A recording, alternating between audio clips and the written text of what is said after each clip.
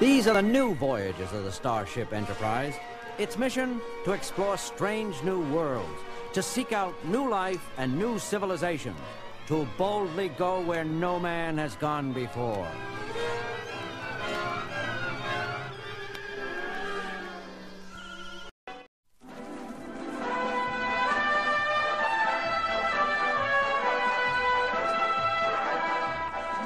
Captain's log, stardate 5442.8. First Officer Spock and I have been directed to act as Federation representatives to discuss conflicting claims to the metal-rich, uninhabited world of star WWB-7.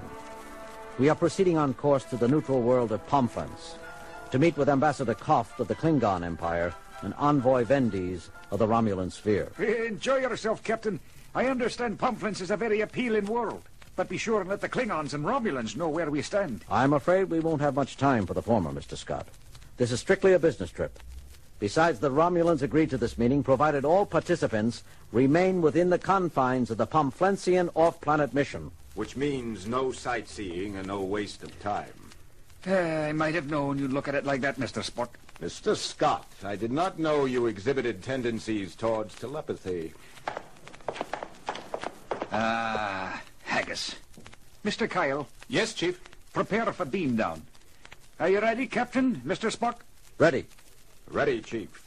Energize, Mr. Kyle.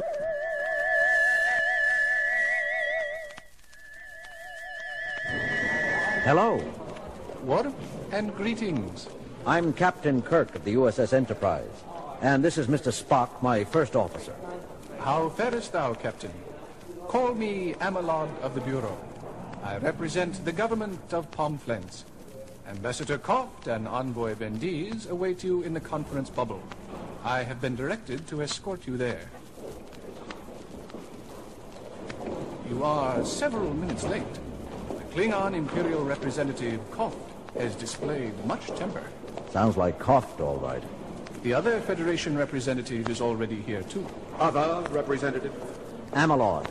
We know nothing of another Federation representative to this convocation. Dearest me, his credentials appeared quite in order. What's his name? Spratt, I believe. Jack Spratt. Odd name. All Terra names are odd. What is oddest is that we were not told that Starfleet was sending a third observer to the conference. Peculiar indeed, Mr. Spock. We're here. Gentle sirs? And I tell you, Vendes, this is merely another of the slimy, unmentionable subterfuges that the Federation...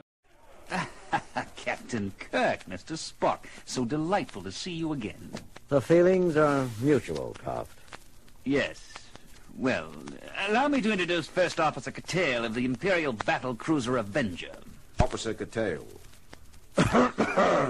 Morning, Vendes. I almost didn't recognize you. I am not offended, Captain Kirk. It is our claim to the world known presently only as WWB-7 that I wish you and your government to recognize. My assistant, Subaltern Wuonks. Yes. Now that we all know each other. As I was saying, just before you joined us, Captain Kirk, the Empire appreciates the speed with which you have acted to rectify this deplorable, unnecessary little spat.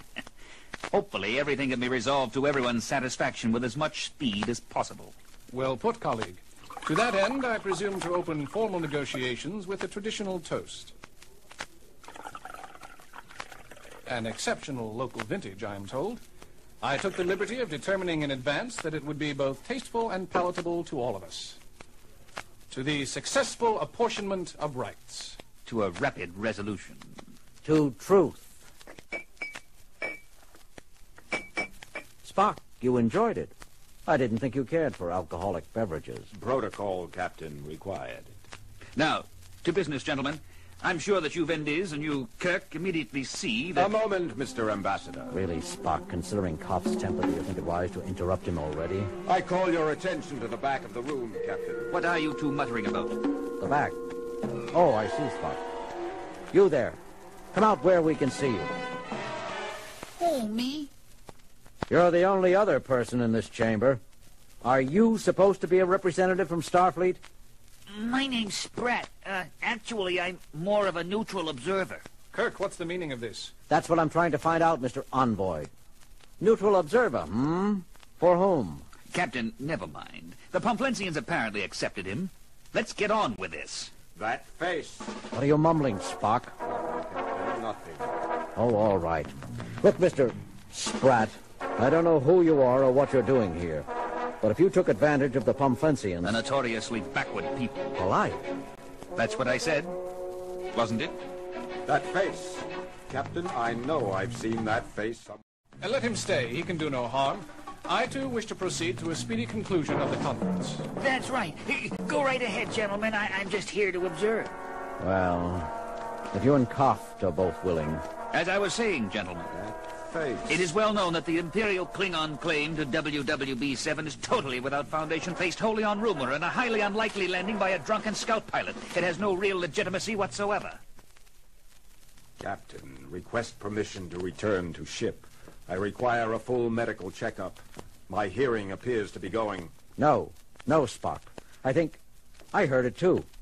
Mr. Ambassador, did you just say what I think you just said? I merely said we have no solid claim to the world in question. We don't. I mean... Excuse me, gentlemen, I don't feel very well. Vendiz, perhaps you'd better go ahead. If you wish. It doesn't matter anyway, since Romula has absolutely no proof that the wandering prospector who put in our claim to WWB-7 actually made planetfall. In fact, he probably made the whole story up on orders from... Great Mother of the Egg, what am I saying? There's something very peculiar happening here, Captain. It may be to our advantage, however. This might be a good time to state the Federation's position. Since there seems to be some confusion on the part of both the Empire and the Romulan hegemony, let me say that the Federation's claim is valid under subsection 6 of the Treaty of Malb.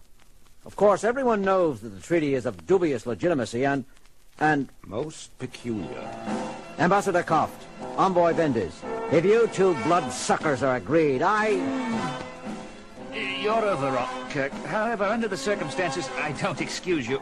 I mean... Why don't you both return to your ships for a little rest and shoot yourselves? Exalted One, permit me to say that's not a very diplomatic statement to make, especially for an idiot like yourself. What did you say, Subaltern?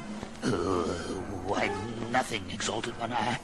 I only called you what you are, an idiot. I like to place myself not under arrest. Noble sirs, control yourselves. Though I know it's hard for members of backward species to...